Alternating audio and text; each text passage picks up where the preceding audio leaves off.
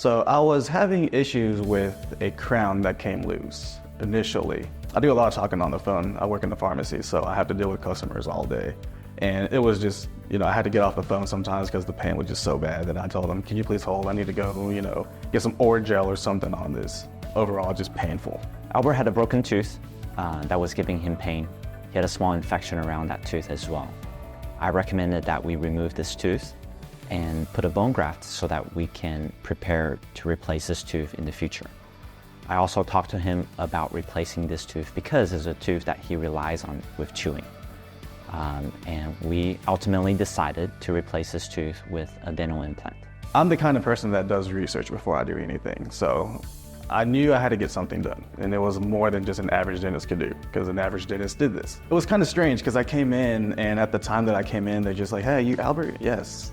We got you checked in, you're ready to go, just have a seat. I've never experienced something like that before. Those doctors is like, have a seat, we'll get you with, in 10, 15, 20 minutes. Here, it was very quick.